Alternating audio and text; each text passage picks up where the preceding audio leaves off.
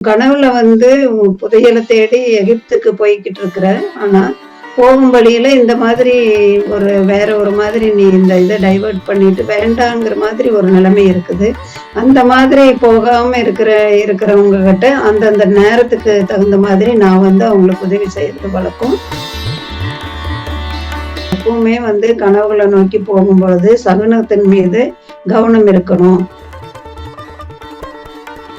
அங்க வந்து படிக குவளைகள் எல்லாம் நாளுக்கு நாள் அந்த வழியா வர்றவங்க அந்த அழகா தொடச்சு வச்சிருக்கிறத பார்த்து டெய்லி வந்து வியாபாரம் நல்லா ஆகிட்டு இருக்குது. இவனுக்கு வேண்டிய கமிஷன்களும் அதிகமா பேசினார் வியாபாரம் ஆகாதுன்னு. இப்பதான் அவர் யோசிச்சு பார்க்குறாரு.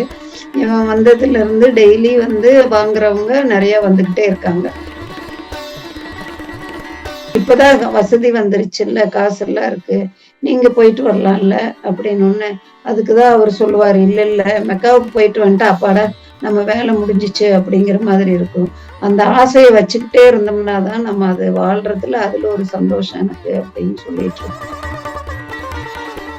வழி என்னன்னா, இந்த கரண்டியில இருக்கிற எண்ணெயும் கொட்டாம இருக்கணும். அதே சமயம் என் பங்களாவை சுத்தி நீ பாத்துட்டு வந்தீல்ல, என்னென்ன எங்கெங்க பார்த்தேங்கிறதையும் நீ கரெக்டா சொல்லணும்.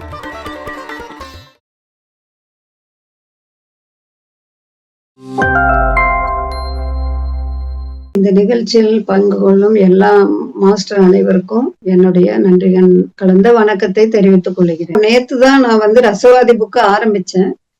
இதுல என்ன சொல்ல வர்றாருன்னா, வந்து தன்னுடைய கனவு நோக்கி போகும் பொழுது பிரபஞ்சம் வந்து அந்த கனவு வந்து வெற்றி அடையறதுக்கு ஏதாவது ஒரு வழியில கை கொடுக்கும் அப்படிங்கறத இந்த கதை வாயிலா சொல்றாங்க மாஸ்டர்ஸ். இன்னைக்கு வந்து அது தொடர்கதையா அவர் வந்து என்ன பண்றான், அதுக்கப்புறம் அந்த அரசர் போன பிறகு சாண்டியாகோ வந்து தன் ஆடுகளை எல்லாம் நினைச்சு பாக்குறான். நான் வந்து இப்ப அம்மா அப்பா எல்லாம் விட்டுட்டு தனியா இருந்து பழகிட்டேன் இல்லையா, அதே மாதிரி என்னுடைய ஆடுகளையும் நான் வந்து எல்லார்கிட்டையும் கொடுத்துட்டேன்னா பாவம் அதுக்கு கொஞ்ச நாள்ல பழகிடும். அதனால இப்ப அரசர் சொல்ற பிரகாரம் ஒரு இடையனை பார்த்து அரசர் வந்து சொல்றாருன்னா, நிச்சயமா நம்ம வந்து தொடர்ந்து நம்ம பயணத்தை தொடருவோம், நம்மளுடைய கனவு நோக்கி போறதுதான் நல்லது அப்படிங்கிற முடிவு எடுக்கிறான். அடுத்த நாள் வந்து மதியம் வந்து 6 ஆடுகளோட அரசருக்காக அந்த தரீஃபாவுல ஒரு இடத்துல வந்து பெஞ்சில உட்கார்ந்துருப்பான். அப்ப கரெக்டா அந்த அரசு தாத்தா வந்து வந்துருவாரு. அரசர் வந்தோடனேவே இவரை சாண்டியாகோவை பார்த்து, ரொம்ப சந்தோஷம் 6 ஆடுகளை கொண்டு வந்துட்டியான்னு. இல்ல எனக்கு ஒரு அதிர்ச்சியான ஒரு இது என்ன தெரியுமான்னு சாண்டியாகோ அரசரை பார்த்து சொல்லுவான். என்னன்னா, என் ஃப்ரெண்டு கிட்டதான் கொண்டு போய் இந்த ஆடுகள் எல்லாம் நான் விட்டுருந்தேன் பார்த்துட்டு சொல்லி. ஆனா அந்த ஃப்ரெண்டுக்கு ரொம்ப நாளா தான் வந்து இடையனாகணும்னு ஒரு ஆசை இருந்துச்சான். அதனால மீதம் இருக்கிற ஆடுகள் எல்லாம் காசை கொடுத்து நானே வச்சுக்கிறேன், இந்த 6 ஆடுகளை வந்து நீங்க கேட்டதுக்காக நான் கொண்டு வந்தேன், இது வந்து ஒரு நல்ல சகுனம் போல அப்படின்னு சாண்டியாகோ சொல்லுவான். அதுக்கு உடனே அரசரும் வந்து, ஆமா எப்பவுமே வந்து கனவுகளை நோக்கி போகும் பொழுது சகுனத்தின் மீது கவனம் இருக்கணும் அப்படின்னுட்டு இவங்க 2 பேரும் பேசிட்டு அந்த 6 ஆடுகளையும் இவர் செக்அப் பண்ணுவாரு, நல்லா இருக்குதா இல்லையான்னு. அதுல வந்து ஒரு ஆடு கொஞ்சம் வயசானதா கொஞ்சம் நொண்டியா இருக்கும். அதுக்கு உடனே சாண்டியாகோ சொல்லுவான், இந்த ஆடுதான் ரொம்ப நல்ல மாதிரி, இதுக்கு ரோமம் நிறைய இருக்கும், நீங்க இதை பத்தி ஒன்றும் கவலைப்பட வேண்டாம், இதைய நீங்க எடுத்துட்டு கூப்பிட்டு போலாம் அப்படின்னு சொல்லிட்டு சாண்டியாகோ வந்து சொல்லிட்டு அந்த அரசர்கிட்ட அந்த 6 ஆடுகளையும் கொடுத்துருவான். அதுக்கான காசை வந்து அவர் கொடுக்கறதுக்காக தன்னுடைய நெஞ்சில ஒரு கவசம் வச்சிருப்பாரு. அந்த டவலை நீக்கணும்னு அப்படியே வைடூரியமா மின்னும். அதுல இருந்து 2 கல் எடுத்து கொடுப்பாரு இவர்கிட்ட. யாரு? சாண்டியாகோ கிட்ட. ஒண்ணு வந்து கருப்பு, இன்னொன்னு வந்து வெள்ளையா இருக்கும். அந்த 2 கல்லையும் கொடுத்து, இது வந்து உனக்கு சகுனங்களை வந்து நீ தெரியாம இருந்துச்சுன்னா அதுக்கு இந்த கற்கள் வந்து உனக்கு உதவியா இருக்கும், இதையே நீ வச்சுக்கோ அப்படின்னு சொல்லிட்டு அத கொடுத்துருவாரு. உனக்கு ஒரு கதை சொல்லலாம்னு நினைக்கிறேன் அப்படின்னு சொல்லி அந்த அரசர் ஆரம்பிப்பாரு. என்னன்னா, ஒரு வியாபாரி இருப்பாரு. அந்த வியாபாரி வந்து தன்னுடைய மகனை கூப்பிட்டு, நீ வந்து இங்க ஒரு பெரிய ஞானி ஒருத்தர் இருக்காரு, அவரை போய் பார்த்து அவர்கிட்ட மகிழ்ச்சிக்கான வழி என்ன அப்படிங்கறத தெரிஞ்சுட்டு வா அப்படின்னு சொல்லுவாரு. அந்த மகன் வந்து என்ன பண்ணுவான், ஒரு மலை மேல ஒரு பெரிய பங்களா, அங்க போய் கண்டுபிடிப்பான். கண்டுபிடிச்சு அந்த பங்களாக்குள்ள போனோனே நெறைய பேரு கியூல வந்து அந்த ஞானிகிட்ட ஒருத்தரா போய் பேசிக்கிட்டு இருப்பாங்க. அப்ப இவன் வந்து 2 மணி நேரம் வெயிட் பண்ண வேண்டியதா இருக்கும். அப்ப கடைசில அந்த ஞானி சொல்லுவாரு, "உனக்கு மகிழ்ச்சிய பத்தி சொல்லணும்னா, நான் வந்து இன்னும் 1 மணி நேரம் நீ காத்துட்டு இருக்க வேண்டி வரும். அதனால நான் சொல்றத நீ கேளு." ஒரு கரண்டி எடுத்து, அந்த கரண்டியில வந்து ஒரு எண்ணெய் ஊத்தி தருவாரு. அந்த கரண்டிய வந்து புடிச்சுட்டே என் பங்களாவ சுத்திட்டு வான்னு சொல்லி அனுப்பிச்சு விடுவாரு. அவனும் அந்த கரண்டிய பிடிச்சுக்கிட்டே வந்து பங்களா ஃபுல்லா சுத்திட்டு, அந்த எண்ணெய் வந்து கொஞ்சம் கூட கீழ சிந்தாம வந்து இந்த ஞானி பார்த்து, "இதோ நான் பாருங்க நீங்க குடுத்த கரண்டிய கரண்டிய கொண்டு வந்துட்டேன்பான்." அப்ப வந்து அவரு வந்து, "என்னென்ன பார்த்த? என்னுடைய அரண்மனையில இருக்கிற திரை சீலைகள பார்த்தியா? அங்க கார்டன் வந்து அவ்வளவு அழகா பண்ணியிருப்பாங்க. அத பார்த்தியா?" இன்னும் நெறைய அரசர் கேட்பாரு. அதுக்கு இவன் ஒண்ணுமே நான் பார்க்கல. இந்த எண்ணெய் வந்து சிந்தாம இருக்கணும்னு சொன்னீங்கல்ல, அதனால இந்த கரண்டியில இருக்கிற எண்ணெய தான் பார்த்துட்டு போனேன் அப்படின்னு சொல்லுவான். இந்த முறை வந்து நீ வந்து இந்த அரண்மனை பெரிய அரண்மனை இல்லையா? அதுல சுத்தி எது எதெல்லாம் உன்ன கவர்ந்தது அப்படின்னு நீ பார்த்துட்டு வா அப்படின்னு சொல்லிட்டு திருப்பியும் அந்த கரண்டியில கொஞ்சம் எண்ணெய் ஊத்தி குடுத்து அனுப்பிச்சு விடுவான். இந்த முறை வந்து சுத்தி பார்த்துட்டு வரும்போது, கரண்டி கொண்டு வந்து குடுத்தா கரண்டியில எண்ணெய் இருக்காது. அத பார்த்தோனே அந்த ஞானி சொல்லுவாரு, "நீ வந்து மகிழ்ச்சிக்கான வழி என்னன்னு என்கிட்ட கேட்கறதுக்காக வந்த. மகிழ்ச்சிக்கான வழி என்னன்னா, இந்த கரண்டியில இருக்கிற எண்ணெயும் கொட்டாம இருக்கணும். அதே சமயம் என் பங்களாவ சுத்தி நீ பார்த்துட்டு வந்தீல்ல, என்னென்ன எங்கெங்க பார்த்தேங்கிறதையும் நீ கரெக்ட்டா சொல்லணும். அதுதான் உனக்கு வந்து மகிழ்ச்சிக்கான ஒரு வழி." அப்படின்னு சொல்லி சொல்லுவாங்க.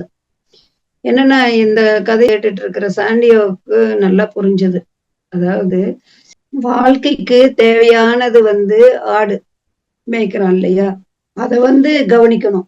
ஒரு இடையனா இருக்கிற தான் வந்து பல இடங்களுக்கு போக வேண்டி வரும். ஆனா, அவன் தன்னுடைய செம்மறியாடுகளை வந்து ஒருபோதும் மறக்கக்கூடாது அப்படிங்கிறத இந்த கதையின் மூலம் அவனும் புரிஞ்சுக்குவான். அரசர் என்ன பண்ணுவாருன்னா, எகிப்து பிரமிட போய் நீ சேரணும் அப்படின்னு வாழ்த்தி அனுப்பிச்சிருவாரு.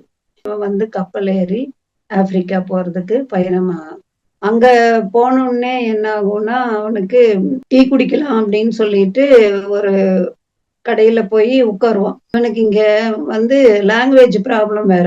ஏன்னா, இவனுக்கு ஸ்பெயின் தான் நல்லா தெரியும். ஆனா, இங்க அரேபியர்கள், அரேபிய மொழி பேசுவாங்க. அந்த டேபிள்ல வேற ஒருத்தரு சாப்பிடுற அந்த ட்ரிங்க பார்த்து, "அது எனக்கு குடுங்கன்னு" சொல்லி வாங்கி அத குடிச்சிட்டு இருக்கும்பொழுது, திடீர்னு இவனுக்கு பின்னாடி ஒரு குரல் கேட்கும். இந்த ஸ்பெயின்ல பேசுவான் ஒரு ஆளு. அவன பார்த்தோனே இவனுக்கு அப்பாடா! பரவால்ல அப்படின்னு சொல்லிட்டு, அ 2 பேரும் நண்பர்கள் ஆகிர்றாங்க. எதுக்காக வந்திருக்கீங்க?" என்னன்னு கேட்டோனே, "நான் வந்து எகிப்து வரைக்கும் போகணும். அதுக்காக நான் வந்திருக்கேன்" அப்படின்னோனே, "எகிப்து போகணுமா? எகிப்து போகணுமா இருந்தா, உங்ககிட்ட பணமெல்லாம் இருக்குதா?" ஏன்னா, நம்ம பாலைவனத்த தாண்டி தான் எகிப்து போக வேண்டி வரும். அதுக்கு வந்து ஒட்டகங்கள் எல்லாம் வாங்கணும். அதுக்கு உன்கிட்ட பணம் இருக்கான்னு முதல் கேட்டோனே, இவன் டக்குன்னு பையில இருந்து பணத்த எடுத்து காட்டுவான். அத வந்து அவரு வியாபாரி பார்த்தோனே, அவரு வந்து அரேபி மொழியில சத்தம் போடுவாரு.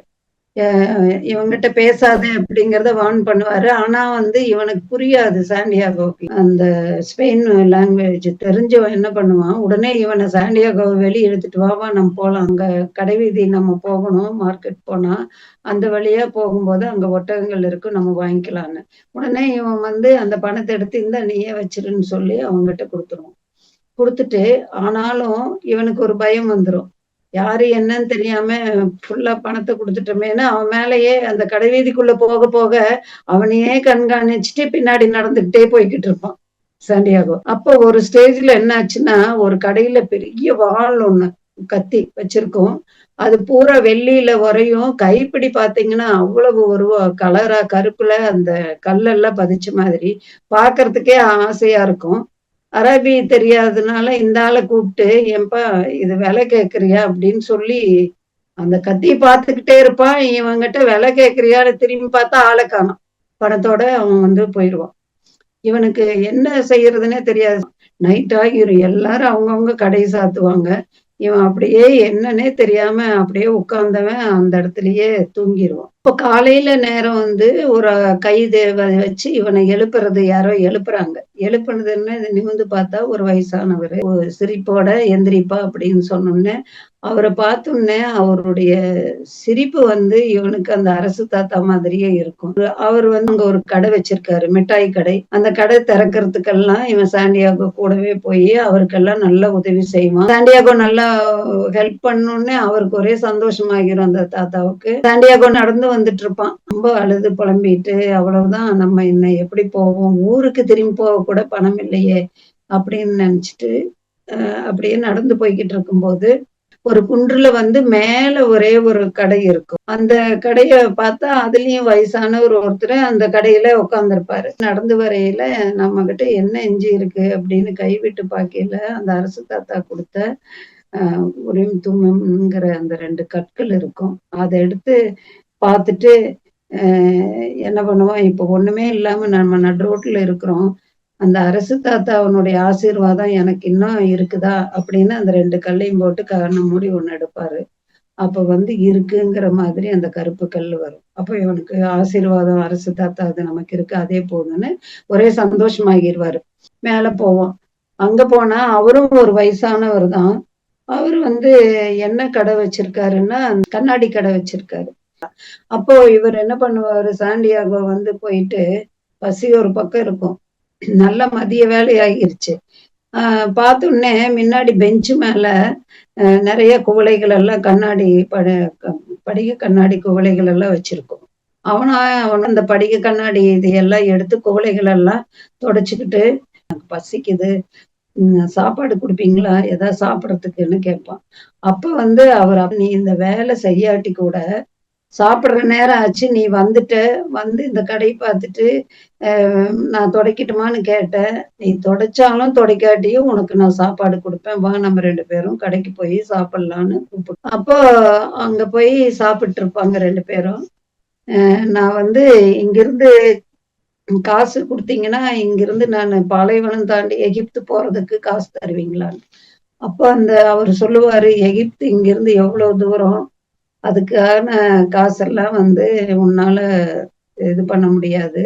நீ இங்க நிரந்தரமா நீ வேலை செய்யி.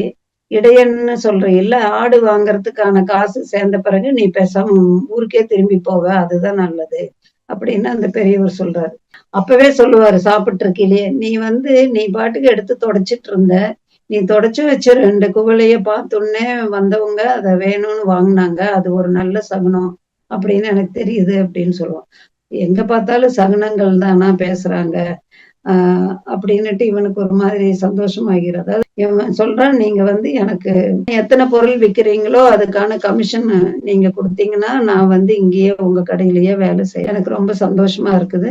நீ செய்ப்பா. ஆ கமிஷன் ஒரு ஒரு இதுக்கு எவ்வளவோ அதிகபட்சமாவே இவரு போட்டு காசு தர்றாரு." அவனுக்கு என்னன்னா, இப்ப கனவை நோக்கி போறதையே விட்டுட்டு, எப்படியாவது இங்க பணம் சம்பாரிச்சோம்னா, நம்ம ஆடு வாங்கிட்டு, நம்ம பேசாம தரீஃபாவுக்கே போயிரலாம். அவன் பாட்டுக்கு அங்கேயே வேலை செஞ்சுட்டு இருக்கான். அங்க வந்து படிக குவளைகள் எல்லாம் நாளுக்கு நாள் அந்த வழியா வர்றவங்க அந்த அழகா தொடச்சு வச்சிருக்கிறத பார்த்து டெய்லி வந்து வியாபாரம் நல்லா ஆகிட்டு இருக்குது. இவனுக்கு வேண்டிய கமிஷனுங்களும் அதிகமா பேசினார் வியாபாரம் ஆகாதுன்னு. இப்பதான் அவரு யோசிச்சு பார்க்குறாரு. இவன் வந்ததுல இருந்து டெய்லி வந்து வாங்குறவங்க நெறைய வந்துகிட்டே இருக்காங்க. அதனால ரொம்ப சந்தோஷமா இருக்குது. யாருக்கு? நம்ம வியாபாரிக்கு. ஒரு நாள் என்ன ஆகுது, யோசிச்சு பார்ப்பாரு இவருமே. இந்த பையன் வந்ததுல இருந்து நல்லா நமக்கு வியாபாரம் ஆகுது.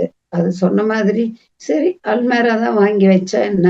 வாங்கி வைக்கலாமே! அப்படின்னு ஒரு நாளு சாயங்கால நேரம் இவங்க 2 பேரும் உட்கார்ந்து கடைய மூடிட்டு பேசிட்டு இருக்கும்போது, "சரி நீ யோசிச்ச மாதிரி அல்மேராக்கு ஆர்டர் பண்ணி ஒண்ணு வாங்கலாம்" அப்படின்னு சொல்லுவாரு. இவனுக்கு ஒரே சந்தோஷமா போயிரும். அப்ப அல்மேரா வரும். அதுலயுமா வச்சு அழகா அடுக்கி வைப்பாங்க. அந்த வழியா போறவங்க, வர்றவங்கலாம் ஒருத்தராவது நின்னு பார்க்காம போறதில்ல. அதே மாதிரி நல்லபடியா எல்லாமே வாங்குறதும் ஆரம்பிச்சிருக்காங்க. இவரும் வந்து நெறையா முன்ன மாதிரி இல்லாம படிக குவளைகள் எல்லாம் நெறைய வாங்கி வாங்கி அடுக்குறாரு. இப்படியே நாட்கள் ஓடிட்டு இருக்குது. நான் வந்து பயணம் செய்யணும்னு ஆசை. இடையனா ஆனேன். உங்களுக்கு அந்த மாதிரி ஆசையெல்லாம் இல்லையான்னு வியாபாரி கேட்பாரு. அவரு சொல்லுவாரு, "எனக்கும் ஒரு ஆசை இருக்கு. அதாவது எப்படியாவது நான் வந்து அவங்க தெய்வம் இது இருக்குல்ல அல்லாஹ், அங்க வந்து போய் பார்க்கணும். அப்படின்னு சொல்லுவோம். அதுக்கு ஏன் நீங்க போலாமே இப்ப கூட அப்படின்னு சொன்னோன்னே, அதுக்கு இல்ல இல்ல அந்த எனக்கும் வயசாகிருச்சு. நம்ம போலாம் போலான்னு சொல்லிட்டு இருந்தோம்னா தான் வந்து அதுலயே நம்ம காலங்கள அப்படியே மெக்காவுக்கு போறத பத்தி ரொம்ப ஆசையா தான் என் மனசுல இருக்கு.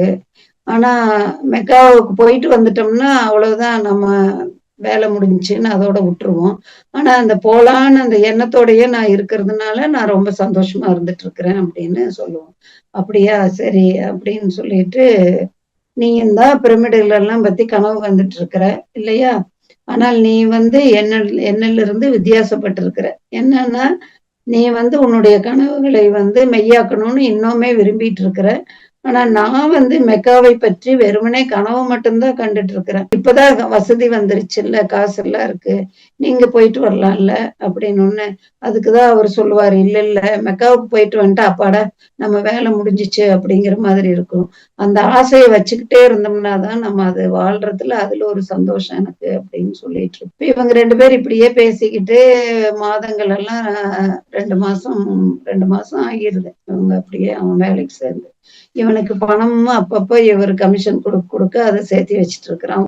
சாண்டியாகோ வந்து கேட்பாரு, நம்ம வந்து இன்னொன்னு பண்ணுனா என்ன அப்படின்னு. அதாவது ஒரு 2 பேரு வயசானவங்க மேல ஏறி வந்தோம்னா, அப்பாடா ஒரு டீ கடை இங்க இருந்தா எவ்வளவு நல்லா இருக்கும் அப்படின்னு சொல்லி பேசிட்டு போறது இவன் காதுல விழும். அதனால முதல்ல எப்படி அல்மேராவுக்கு சொன்னாங்களோ, அதே மாதிரி அவர்கிட்ட அந்த வியாபாரி கிட்ட நம்ம வந்து டீ வச்சோம்னு வைங்களேன், தேநீர் வச்சு இந்த குவளையில குடுத்தோம்னா, ஆண்களுக்கு வந்து எப்பவுமே அழக பார்த்தா விரும்புவாங்க. அதனால அந்த குவளையில டீ குடிக்கிறத விரும்பி, அந்த குவளைகளும் டீ குடிச்ச பிறகு வாங்கிட்டு போறதுக்கான வாய்ப்பெல்லாம் இருக்குது அப்படின்னு சொல்லுவான். நீ வந்து ஒரு நாளும் என்னுடைய கடைய வந்து ரொம்ப விருத்தி செய்யணும்னு நினைச்சிட்டு இருக்கிற. நான் இவ்வளவு வருஷமா 30 வருஷ காலமா இங்கேயே தான் ஒரு கடை வச்சு உட்கார்ந்திருந்தேன். ஆனா எனக்கு இது மாதிரி எண்ணமெல்லாம் வரல. அத நினைச்சா எனக்கு இன்னும் வருத்தமா தான் இருக்கு. ஆனா நீ வந்த பிறகு நான் எது நினைச்சேனோ அந்த அளவுக்கு என் கடைய நீ பெருசு பண்ணியிருக்கிற. அத நினைச்சு நான் ஒரு விதத்துல சந்தோஷப்படுறேன். அதனால சரி நம்ம இனிமேல் டீயும் வைக்கலாம் அப்படின்னு சொல்லி ஓகே சொல்லிருவாரு. அதுக்கப்புறம் டீ போடுவாங்க. அந்த கடைக்கு வந்து 3 பேர் வருவாங்க. வந்தோனே முதல்ல ஆள் வந்து அந்த டீய குவளையில வாங்கி குடிக்கும்போது, நாளைக்கு விருந்தாளிகள்லாம் நம்ம வீட்டுக்கு வர்றாங்க. என் ஒய்ஃப்க்கு பாருங்க இந்த மாதிரி குவளையில டீ வச்சா எவ்வளவு நல்லா இருக்கும். அப்படின்னு அவர் இஷ்டத்துக்கு ஒரு 6 குவளை டீ குவளை வாங்குவாரு. 2வது அவர் வந்து டீ வந்து நம்ம சாதாரண டம்ளர்ல குடிக்கிறத விட, இந்த படிக கண்ணாடி குவளையில குடிக்கும்போது அதனுடைய டேஸ்ட்டே வேறையா இருக்கு அப்படின்னு பேசுவாரு. அந்த மாதிரி எல்லாரும் ரசிச்சு குடிப்பாங்க, வாங்கிட்டும் போறவாங்க. இத பார்த்த உடனேவே இவருக்கும் வந்து பரவாயில்லையே ஒரு ஐடியாவா சாண்டியாகோ சொல்ல அந்த ஐடியா பிரகாரம் நமக்கு நல்லா வியாபாரமும் ஆகுது.